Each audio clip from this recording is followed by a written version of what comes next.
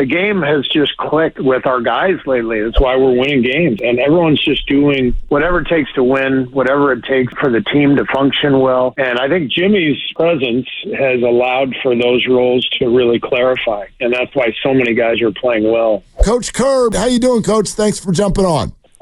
Thanks for having me, guys. How are you? We're great. And obviously there's 1,000 things that we want to get to with the game. But I actually was thinking just about what is the level of preparation to handle what's coming next, which is 2 tough opponents back-to-back with a trip home in between. Like, what's their readiness for this? Oh, we're in full playoff mode right now. You know, the game plans are much more detailed and specific. We look at every game now as a playoff game because we want to avoid, that 7-8 slot. And everybody we're playing, it seems like, is in a similar spot, and so these games are really intense. So I've been sitting in my room watching Laker tape the last couple hours. So this is what it's about right now. It's fun. Maybe the Grizzlies didn't game plan for him as much as they should have. 52 points for the chef and 12 threes. You got to see another one of these unbelievable performances from Steph. I'm not going to ask you if it ever gets old because it doesn't, but what did you think about that first half especially? He was just spectacular. We've seen Steph do it so many times that it never surprises us, and especially when it's needed the most. In a crucial game, he was just electric from the start, and he took it upon himself to take away some of the what teams have been doing with just swarming him, trying to pick him up full, getting on top of him. So he was very specific, getting the ball early. We tried to give him screens early to free him up, and he was just brilliant. I mean, he's 37 years old and still moving like that and preparing like that, shooting like that. It's just incredible to watch. Steve, was that the most gratifying win of the year? It's right up there for sure. We've had a handful of them that have been very gratifying, but that was as good as it gets, on the road against a team that's really good but struggling a little bit and desperate, knowing they were going to come out and play with a lot of force. That was a big-time win, and now we got to get right back at it against a team, again, that we're right next to in the standings and could face in the playoffs. You got to be ready for all of these games now. I'm fascinated by what you said. Well, like we're in playoff mode, and therefore the game planning is more detailed. Take us through that, and does that mean that you lean on the stars a little bit more minutes, more points, all of those things? Yeah, like last night, for example, we brought Steph and Draymond back in for the last 40 seconds of the first quarter to close. That's normally a time when they rest, and like a playoff game, that 2-for-1 at the end of the quarter is a really big deal, and it's time to do that. I don't think you do that for 82 games or you burn these guys out, and but they know when it's time, and it's time right now. And so a few extra minutes, a little more situational substitutions, and then more than anything, game plan specific. You're going to throw a lot at the other team, more than you would in the middle of the season, just because you've got to get every edge you possibly can. And again, in the 82 game season, if you tried to approach every game like that, you would just wear your guys out. So you kind of have to get through the season, navigate it, and turn it up when you can. And it is time to turn it up. And, you look at the minutes, and Jimmy played 38 or more, and Steph played a bunch. And one thing we've been talking about, Coach, is the idea of Steph Curry and calls and getting free throws. And Mark and I have had a fierce debate about how to go about it. I want to ask you, with the way Steph gets so much physicality and he doesn't seem to get the whistle that other stars get, how do you as a coach and Steph as a player go about trying to get more calls that he probably deserves? Well, I heard you guys talking when I first came on about, if does complaining work? Trust me, it does not, because I've been trying that for 10 years, and it has not helped at all. I just think Steph is a very different player than all the other stars in the league. He's the only star who plays off the ball as much as he does, and he's the only guy who faces, the kind of face guarding, and we call it top locking defense. And I think what happens sometimes is the officials just aren't used to making that call where he's being held and grabbed away from the basket. To me, those should be automatic fouls. That's, the league makes a point of talking about freedom of movement. But let's face it, most of the league plays pick and roll. And so they're used to guarding pick and roll or calling pick and roll fouls and seeing that kind of action. I don't think our officials are as used to seeing off-ball stuff, and that's honestly that's my biggest complaint when I'm talking to the refs or when we send clips into the league. It's almost always about off-ball holding of Steph because that's supposed to be a foul. Okay, wait. So, Coach, if complaining doesn't work, then why do so many people do it?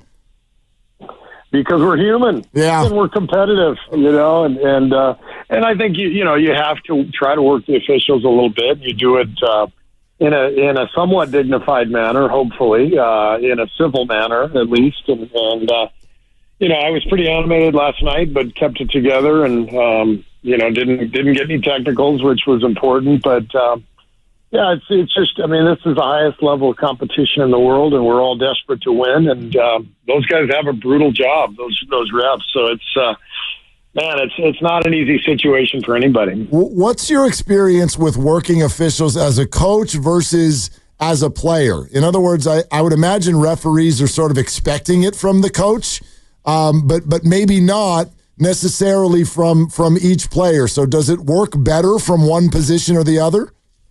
I think it's more the coach's job to lobby.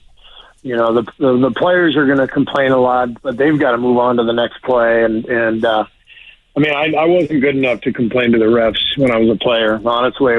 The only time I ever complained was if somebody hit me on the hand when I took a jump shot, because that was how I made my living, and that's what I told the refs. I said, if you guys let these guys foul me on the jump shot, then I won't have a job. And that was about the only thing I could say to them, though. Nice, pulling on the heartstrings right there. That's right. Playing the unemployment card. Guys, if I can't get that call, what am I even doing out here? Steph admitted that he was kind of hunting that 3-point record in the fourth quarter when he came back in, and he said the first couple were heat check threes. Were you aware of it? And, what did you say to him when he came back to the bench? Nothing. I wasn't aware of the record. I'm never aware of that stuff. I'm just watching the game and focused on everything else.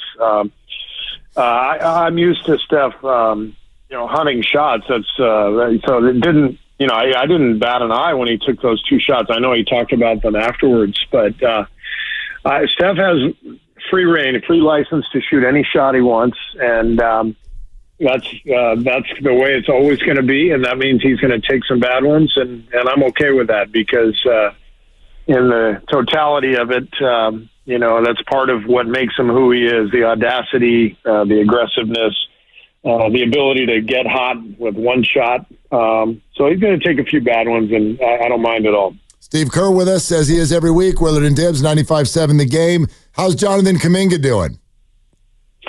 I think he's doing okay. We had a day off today, so we'll find out from our training staff tomorrow whether he's ready to go or not. It sounded like you said, you like from what you said pregame last night, it sounded like you're leaning toward expecting him to play. Is that true? Well, I'm hopeful, but I don't know at this point. It's really day to day.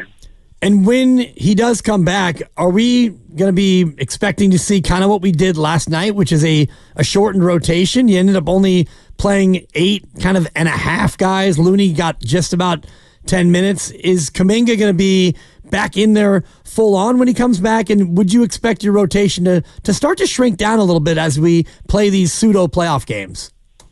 Well, remember, we were without J.K. and Gary last night, and so those are two guys who are used to playing 20-plus minutes. So it was perfectly normal for the rotation to shrink last night. And what I've learned is every game is different, and you just take it game by game. And the good thing right now is that everybody on our team is really playing their roles well. They're just they're competing like crazy. I thought we won so many battles. When I say that, what I mean is, who's going to scrap out the loose ball? Who's going to get the long rebound? We won the possession battle. I think we had 7 more offensive boards than they did, 6 fewer turnovers.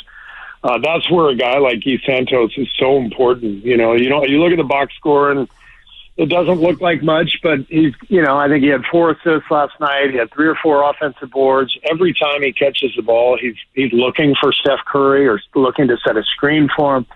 The game has just clicked, with our guys lately. That's why we're winning games, and everyone's just doing whatever it takes to win, whatever it takes to for the team to function well.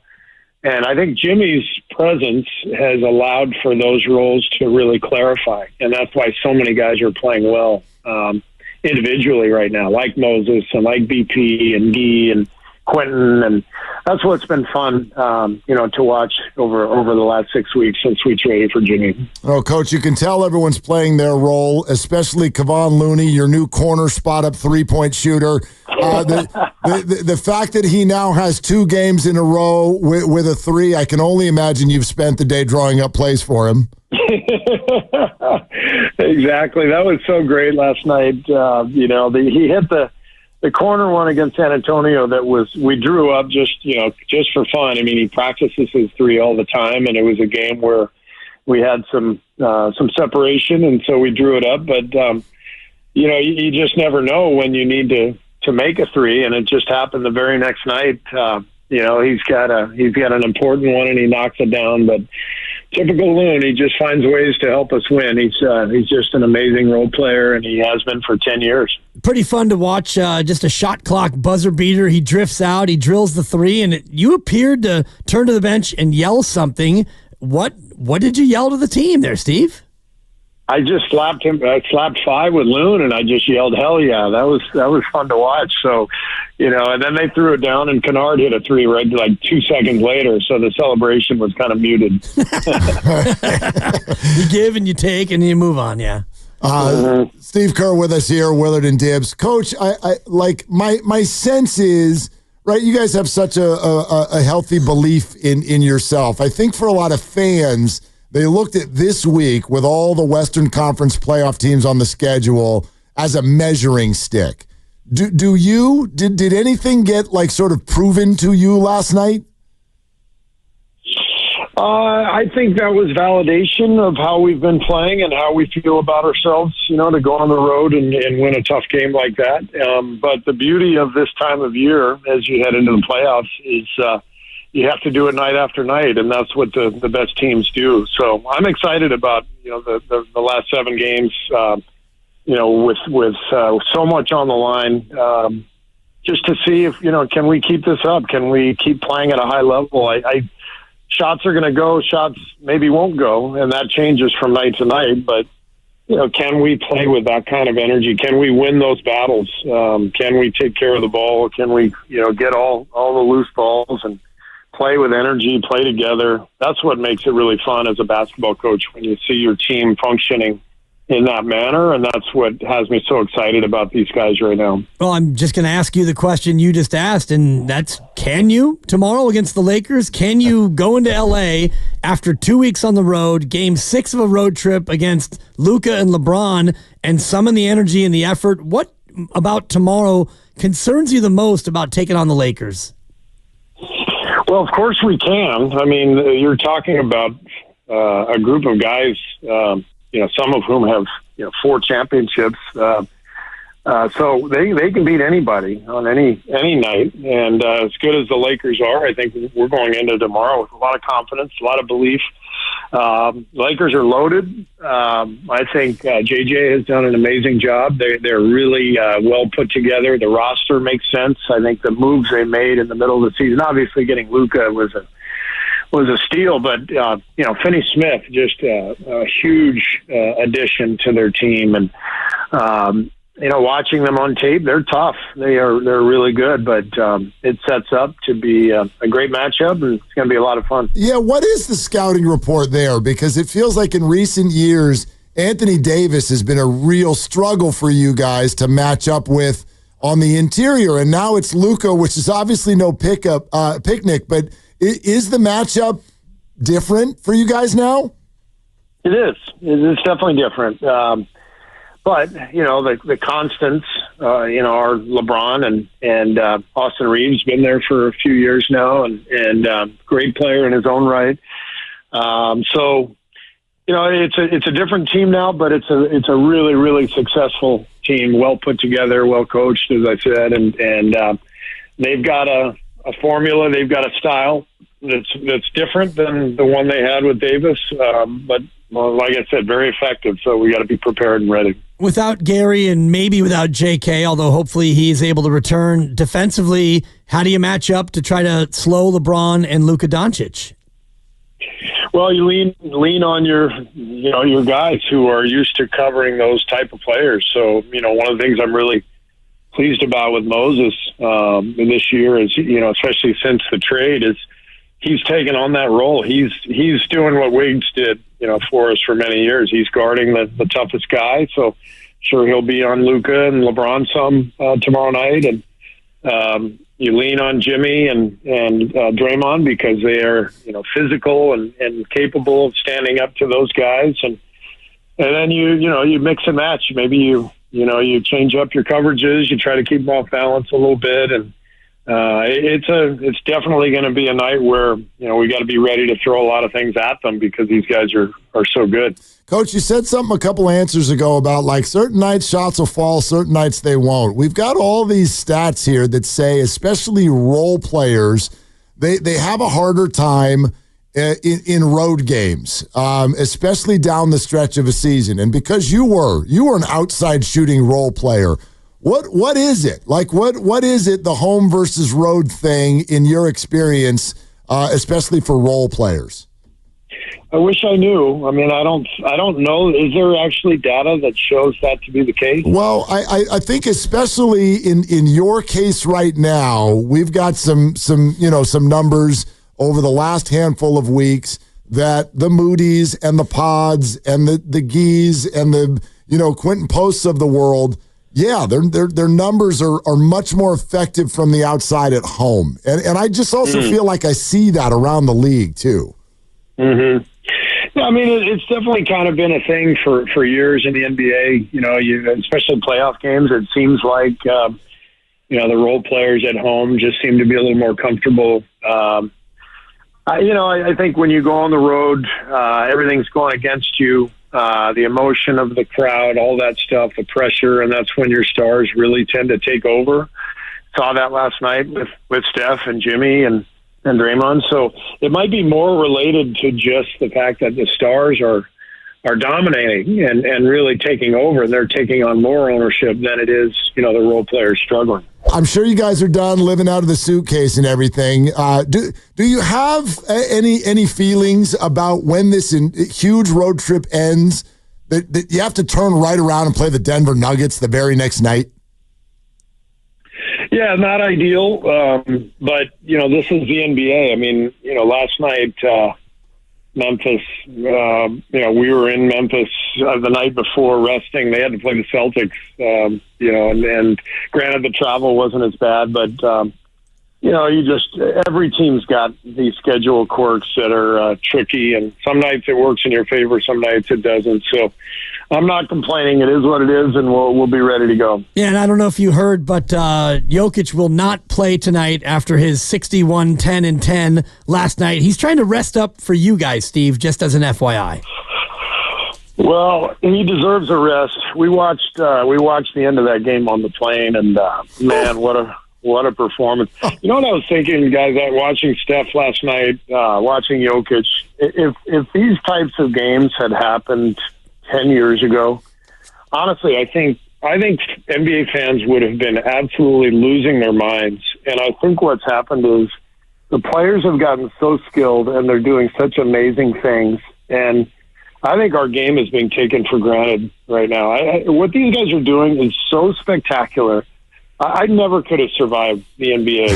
If I were playing today, I couldn't have survived. These guys are so talented. They're so good. And it's like, I don't know, you read these articles like, yeah, the NBA product isn't that great. Are you kidding me? You looking at these guys, they're just spectacular, and they've never been more skilled. And I'm just blown away by what I see night after night. Well, Steve, if it makes you feel any better, in the second quarter last night, I went to Twitter, and I know you're not there, so you didn't see it, but I wrote, Steph Curry is not a human being. There's just there's no way. So there is some appreciation out there for these performances, which to me, on some level, they don't even make any sense. No, they don't. And you know, Jokic same way, Luka same way. LeBron's 40 years old. I mean, I watched him. I was watching their game against Houston from 2 nights ago. You know, to prepare, and there was like 2 seconds on the shot clock, and he shot a 35-foot runner, just nonchalantly from the left wing, just off 1 foot switch. And I'm like, are you kidding me? Like what? Like I mean. And we don't even bat an eye anymore because this is just commonplace. These guys are so skilled, so talented. They're doing it every night. And like I said, I think everybody's kind of taking it for granted. It's just incredible what's happening. Did you see the end of that Bulls-Lakers game last Thursday night? I sure did. Those last 20 seconds were maybe the craziest I've ever seen in a basketball game. It's incredible. All right, Coach. Good luck tomorrow night, and man, we really look forward to lighting up Chase Center on Friday night with you guys back in town. It's gonna be fun.